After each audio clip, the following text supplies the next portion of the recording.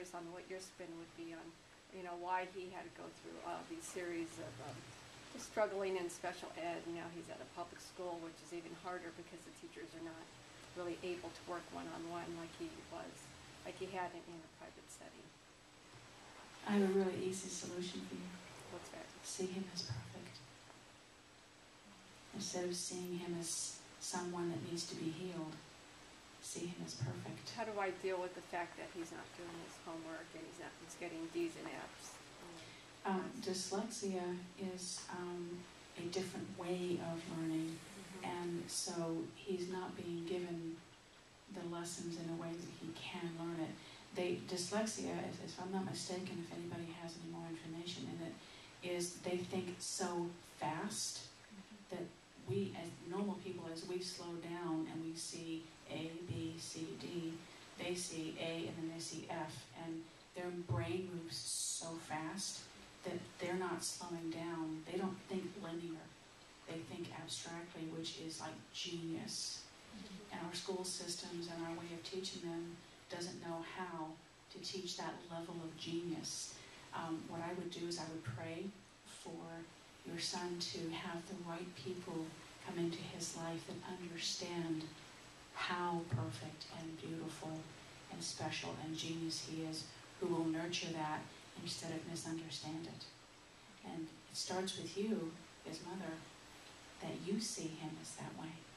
Yeah, I see him as, you know, having the brain damage, and I've been praying that that be healed, because it's not just dyslexia, it's also the hemiopsia, where he doesn't see on the left side because of the damage to the occipital lobe, and there's the thalamus. And there's a reason why that happened. Why? Because it enabled him to think, and if anybody else has any into it, I mean, Shelley's over here like she's just busting to say something. You've got a mic there, jump in. But there's a reason why that happened. It activated different areas of his brain, I'm being told, that allowed him to be at that genius level. Do you get the same hint? Yeah. Yeah, he is amazingly intelligent and genius. And when you choose to see him that way, then you can start nurturing him on a very special journey. Your son is going to be an amazing healer.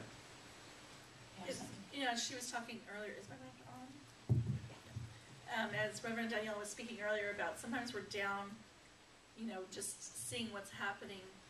And our cultural perspective of being in the public school system of, you know, having a diagnosis, and here's the treatment, and he's not performing and these things.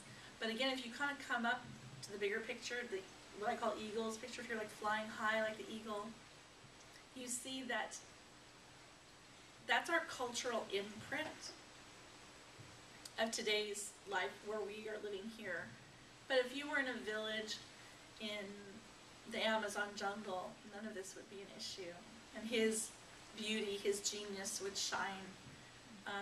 And I know... The tribe would see him as a holy man in training. They would see him as something... Right. You know. And so it's hard for us being in this culture to not succumb to those labels and everything, and again, just seeing him as beautiful and perfect. And I think different is nice. You know, what if we were all the same? It would be so boring. You know, and so, and I also get that there's a reason that this happened, but there isn't an answer always why. What's the reason? Because divineness. To trust, yeah. Right. I just want to make sure that he's able to, at one point, move out of the house and not, you know, live it the rest of his life. It's he will take his cues from you and your family. So it is incredibly important that the people that he gets the most input from emotionally, his family, don't see him as broken, but see him as more than perfect. And also what's coming to me is through the ancestors is, you know, we are humans were created to be in community, to be in tribes, and we all live separate. None of us live with our families, right? Does anyone live with their parents or their children or their aunts or their cousins? And still most of the world does live in this way somewhat. And so even our thing about like, oh, we're supposed to get off and be on our own is again our cultural imprint and our conditioning of believing that to be true. And perhaps another way to look at it is that oneness of my family will be able to be one and be together. And there are many other ways to look at it. But again, if we realize that the bigger picture of human existence and how we were created, and that we need each other, and we need our family. Whether our family is one that we're connected to genetically or that we create around us.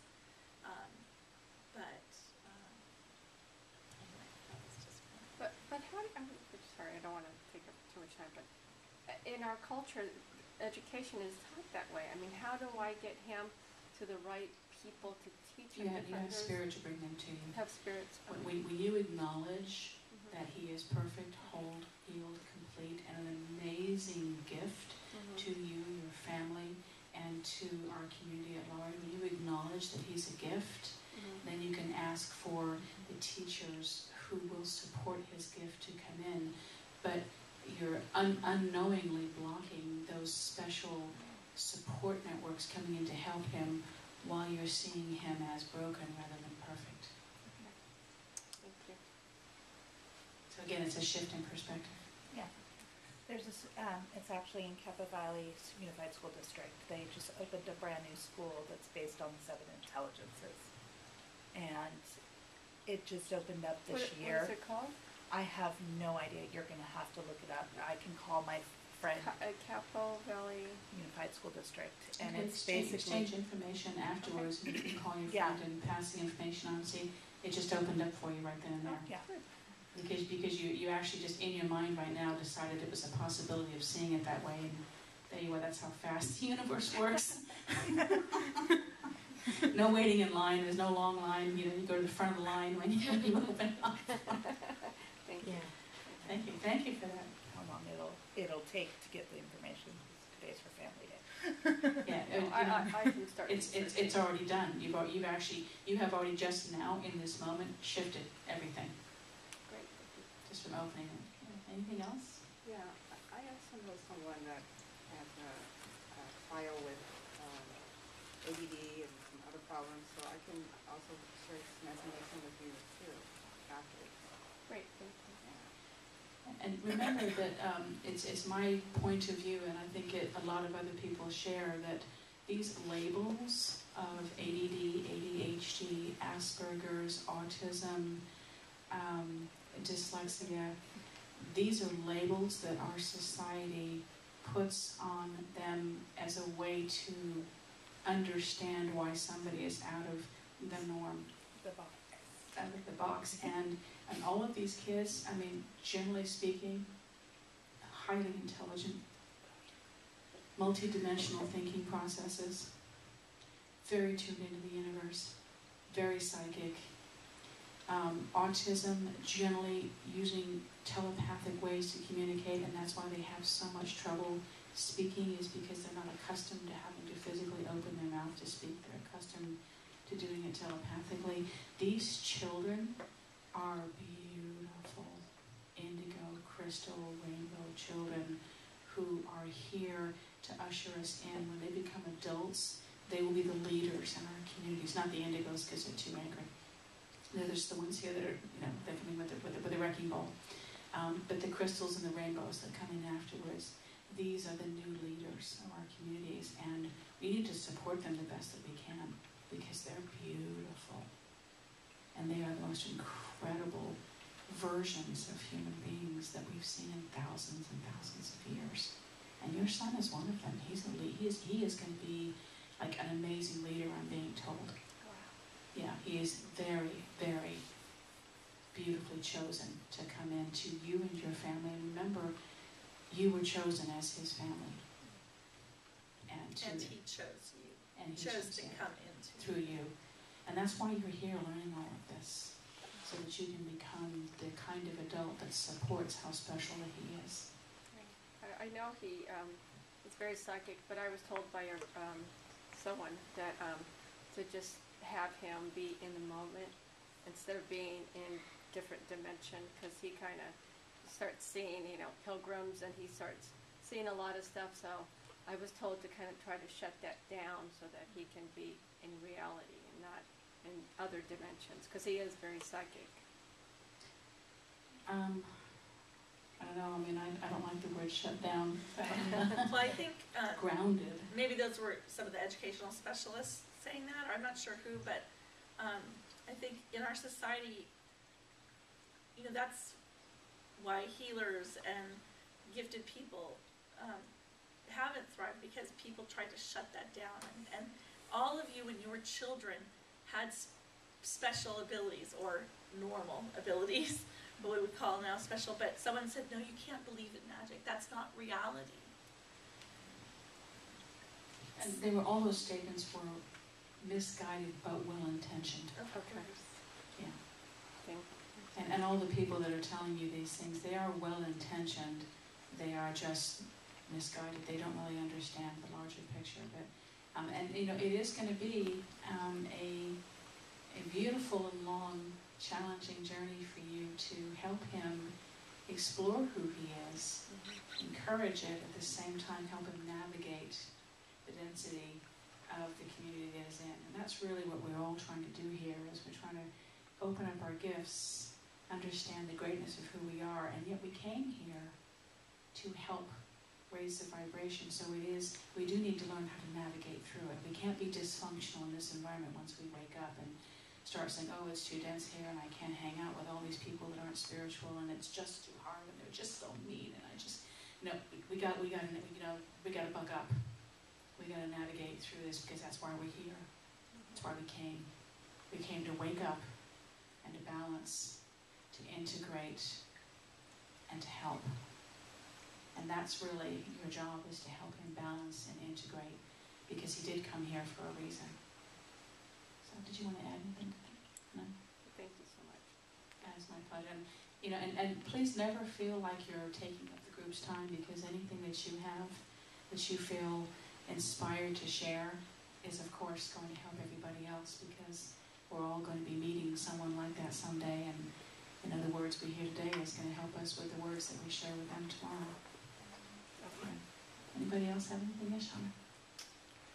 I have this decision that I need to make, and it's been a really hard decision, and I'm getting pulled in so many different directions, and I'm trying to figure out the best course, but every time I think I make the right choice, somebody else comes in and tries to push me back into a different decision. Do you want me to tell you what it is? That'd be easier. In your heart, you know the right answer. Allow your heart to guide you. The heart has 500,000 times more wisdom than our mind. We don't always remember that. That's why my ring here has tanzanite. And the reason I chose it is because tanzanite unites the wisdom of the heart to the mind. So it's always, the answer is always follow your heart. In your heart, you know the right answer. You know, sometimes we have doubt and we second guess, and we have people of authority that are telling us to do things differently, but don't be afraid to follow your heart. Okay. You know the answer. Because when you know the answer in your heart, there's really nobody else's doubts or negative statements even show up on your radar screen. You're like, well, that's their stuff. I know the answer in here. And I'm being told to tell you, you know the answer. Anybody else? I have something. Go ahead. I am decluttering, and I've been doing that for quite some time, and I have some things in storage, and I don't need to have stuff in storage, you know. And so I have getting rid of tapes and videos and what have you, but at this point, I keep putting stuff back. And so yesterday, when I was at storage, I saw this video, and it had paradigm shift on it and what have you. And I think I took the video and I did put it in the Goodwill box, you know, convincing myself the video, you know, CDs are much flatter and they don't take up much room, you know, so I'm like really pushing myself to get rid of stuff. And it's so hard, you know, as I said, I keep putting stuff back. So anyway, when I saw that video on Paradigm Shift, I said to myself, that's it, that's what I need though. I just need to just shift, and you know, so that I can just stop putting the stuff back. And it has to go. And so the process right now is so slow. So What is it that you're afraid of? I feel that I have all these ideas that keep surfacing that I I can do this and I can do that, and it's like too much. It's like I can't. I keep thinking Overwhelmed? Feel I overwhelmed? don't feel overwhelmed.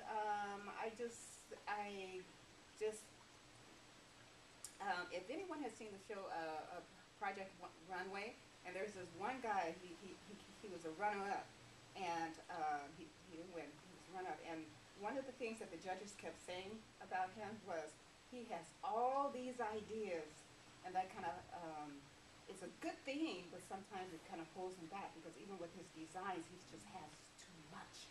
And so when he won challenges here and there, they said, we know how you are with all these ideas, and but you managed to hold yourself back. You pull yourself back on, Because it's not channeled in one direction, it's kind of all over the place. Yeah. Is that how you feel? Like you want to channel your stuff into one direction? I feel that I need to let go of so much, because there's only so much you can do, in this fight. So you just ask Spirit, of all the ideas that I have, of all the things in my realm that I'm seeing out there that are possibilities, show me the ones that are the most important for me in the right order. And have Spirit just organize your storeroom of ideas for you. And just show me and I do the same thing. And sometimes I come in here and I've got 50 different things I want to do. And it feels overwhelming. And I just say, show me the thing that is most important for me to do today. And trust the fact that if I don't get it done today, it wasn't that important. And it never is. So ask Spirit to organize it for you. Just say, show me all the things I need to do today. Have it unfold to me in the right order of importance. And trust what comes. And, the other ideas, maybe they're not as important as you thought, or maybe their time hasn't come yet. But trust Spirit to show you the way. Carl? I just had a thought about our hearts and how our intuition and universal perspective are all tied in together. It's like all linked and connected together with our heart. It's our hearts that connect us to each other in every way. Any other questions? Shelley, let's have you share with us. It looks like she's got a basket of goodies here, all through the meadows and over the woods. Yes, I always have my basket of goodies here. That's what people say when I show up at their house. Always with my basket with soup or something or whatever. And that's there's like a little Red Riding Hood or something. Yeah, you do. A little savior coming out of the woods here with Well, I'm Chelle Goodfriend, and that's my real name. Always wonder if it's my made-up name or whatever, but it's my legal name on my driver's license. And, but I am here to talk to us today about the magical and mystical properties of herbs. So I'll give you a little bit of just background on who I am. I come from the medical field. I've worked in the perinatal field since I was very young, and worked in hospitals for 20 years. And so it's very interesting that I worked inside the medical system. Yet in my personal life, I would use herbs, and so would use herbs and homeopathy for my family, for my children. And so it was always very interesting being inside one system, yet personally using a different system. So I come from that background of working with pregnant women and newborns, and also assist women in giving birth, and have been privileged to be present at the birth of maybe now somewhere over 450 births that I've assisted the mothers giving birth. Great job. Well, they do all the work, really. Your job, to witness all of that, to witness it's an amazing creation. It is amazing blessing, and then working with women through all stages of conception, pregnancy, childbirth, working with their babies, working in postpartum also with the newborn babies and things like that. But so that's kind of where I started out, I guess. But also in this parallel part of being using herbs, and so I've only been studying herbs for maybe 20 years, so I consider myself kind of a beginning herbalist. But I'm an herbalist and an aromatherapist, and I'm a medicine woman. So as medicine women, or they they called them midwives, they were always the women that, they delivered the babies, they did healing, because in a tribe, there would only be maybe 4 babies a year, maybe in an average sized tribe, so, you'd also heal, and you knew what to do for coughs and colds, and, to get rid of the spirits, and, all that stuff. Yeah. Sideline. Well, it's just, it's all encompassing, and even though it might look like my focus is in a different direction, I've really always done the same thing. So I'm working with people with health. So we're going to learn about some plants today. And so this morning I'm talking about like the energetic properties, the magical properties. When Reverend Danielle invited me to speak months ago, she said, well, it's right near Halloween, and witches were always known for using herbs and things like that. And of course, the midwives were called witches, and back in past times and things like that. So I generally use herbs for, this is good for this. If you've got the sniffles, take this. Or if you've got a cough, take this. And we'll learn about that this afternoon. We're actually going to cook and chop up different things that you have probably in your kitchen right now, or they're at the grocery store. We'll actually make medicines for all kinds of different things. But this morning we're talking about just the magical and mystical properties of herbs. So how many of you know anything about herbs? So some of you know some things about herbs a little bit, right? I mean, you eat cilantro, right, or something? Or, For cooking, yeah, but it's not for healing. right. Well, I know that, chest things we put peppermint on. That really helps open up our chest, anything that's peppermint or spearmint. Any kind of spearmint or peppermint really opens up our chest and our nostrils. Yeah, so there's so many different plants. But one of my herbal teachers, and I've had, of course, many different herbal teachers along the way, but one of my herbal teachers said that, getting to know herbs is like getting to know a person. And so, like you might go to a party, or let's say it could even be like this morning, this gathering, and you see someone here, and, maybe you see them, and you're like, you find out maybe one thing, like, hi, my name is Shelley, and so you know that one thing about me, just what my name is, like peppermint, maybe. But then maybe you think, well, gosh, you know what, I think I'd like to maybe get to know her a little bit better. And so maybe, you hear there's a picnic coming up, and you think, I think I'm going to go there because, I think I'd like to talk to her. I think I'd like to know a little bit more about her. And so maybe you go there, and you guys spend a little bit of time, and you find out, more than just her name. You find out, her background, or, you find a little more about her. And then slowly over time, perhaps you develop a friendship, and then you start to discover very deep things, and you actually end up knowing quite a bit about this person who is now your friend. And so herbs are the same way. We might just get introduced to them, and maybe you can just identify an herb and go, oh, well, this is this herb. But then maybe as time goes on, maybe you just learn one thing besides the name. Like I might know, what was your name again? Gabriel. So I know Gabriel, and he plays crystal bowls, and that's the only thing I know about him right now.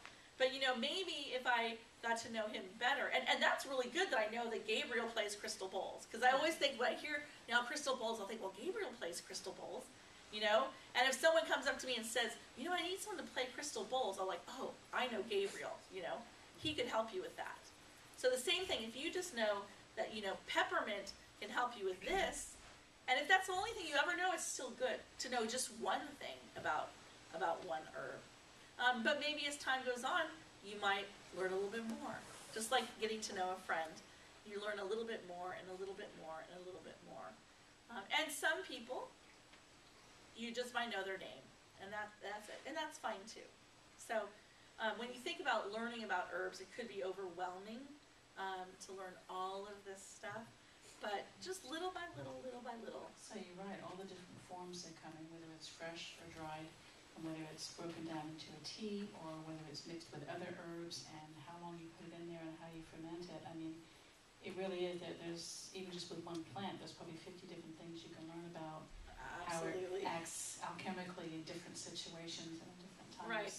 just like how certain friends of yours, you know how they are first thing in the morning, and you know how they are if they're camping, in the rain, and you know how they are, in all different situations. So each plant can be different like that. So tell us what you've got in your Yes. basket. So what I'm going to do is, because I want you all to have a relationship with these plants, so I brought lots of different herbs with me, and I'm going to I guess I'll just, in no particular order, start pulling them out. So this, and do I need to use the mic to be heard on the video? Yes. Okay, because I did speak my whole life, and I usually only use a mic for groups of over like 150.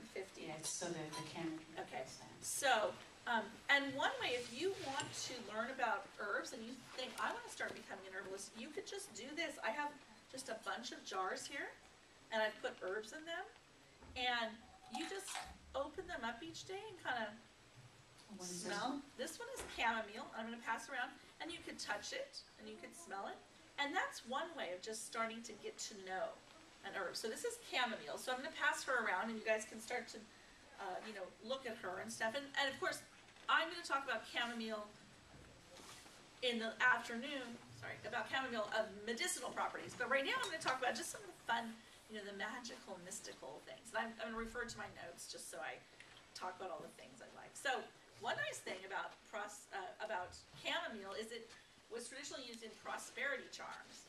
So I've never met anyone who doesn't want more prosperity in their life. Is there anyone here who doesn't need more prosperity in their life? Yeah. I mean, even people who have, a lot of monetary wealth need, prosperity in the form of friends and things like that. So chamomile, and we're just passing around. So you can touch it, you can smell it. Again, so just starting to develop that relationship. Actually, probably most of you know chamomile, right? Well, I know that, maybe I'm remembering it wrong, but if you have puppy eyes, you can put dampened chamomile tea bags on your eyes and it'll be